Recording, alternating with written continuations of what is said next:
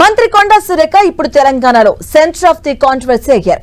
యథాలాపంగా అన్నారో కావాలనో అన్నారో కానీ ఆమె చేసిన కామెంట్స్ వివాదానికి దారితీశాయి.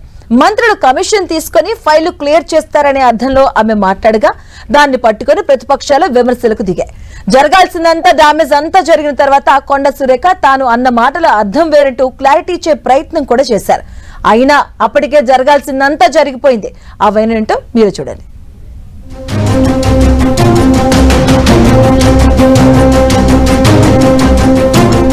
ఫైళ్ల క్లియరెన్స్లపై మంత్రి కొండా సురేఖ చేసిన కామెంట్ల వ్యవహారం పెద్ద కలకలమే సృష్టిస్తోంది. దీంతో తాను చేసిన వ్యాఖ్యలపై ఆమె స్వయంగా వివరణ ఇచ్చుకోవాల్సి వచ్చింది.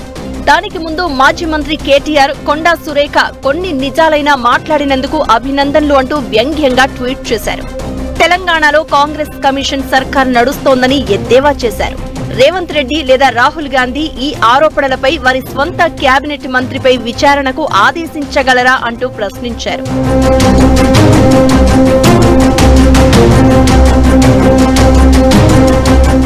ఇదే అదునుగా బీజేపీ కూడా ఈ వ్యవహారంపై స్పందించింది. కేంద్ర మంత్రి కిషన్ రెడ్డి ఈ కమిషన్ల వ్యవహారంలో రెస్పాండ్ అవ్వాలంటూ సీఎం రేవంత్ రెడ్డిని కూడా లాగారు. నేను ముఖ్యమంత్రిని కోరుతా ఉన్నాను, ఎవరెవరు మంత్రులు గత 1.5 సంవత్సరాలుగా ఎంత కమిషన్ తీసుకున్నారు, ఎంత ప్రజాధనాన్ని దోపిడీ చేశారు, వారి కమిషన్ తీసుకోవడంతో ఏ రకంగా అభివృద్ధి కుంటుపడ్డదో ఈ విషయాలన్నిటిపైన కూడా ముఖ్యమంత్రి గారు బయట పెట్టాల్సిందిగా నేను డిమాండ్ చేస్తా ఉన్నాను. మంత్రులపై తాను చేసిన వ్యాఖ్యలకు శుక్రవారం వివరణ ఇచ్చారు కొండా సురేఖ. తన వ్యాఖ్యలను వక్రీకరించారని చెప్పుకొచ్చారు. కాకపోతే మంత్రులు కాదు, సెక్రటరియట్ అధికారులు కూడా డబ్బులు తీసుకుందే ఫైళ్లు ముట్టరు, సంతకం పెట్టరు అంటూ ఓపెన్ గా చెప్పేశారు.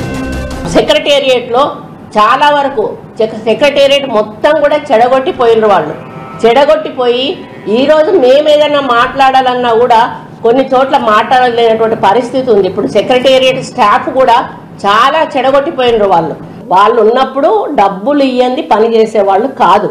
ఆ విధంగా సెక్షన్ నుంచి మొదలు పెడితే వాళ్ళ ఓఎస్డీల వరకు కూడా డబ్బులు తీసుకునేవాళ్ళు. దీంతో మంత్రి కొండా సురేఖ తాను ఏం చెప్పాలనుకున్నారో తెలియదు, కానీ తన కామెంట్ల ద్వారా కాంగ్రెస్ ని మాత్రం సెల్ఫ్ డిఫెన్స్ లో పడేశారు అనడంలో సందేహం లేదు.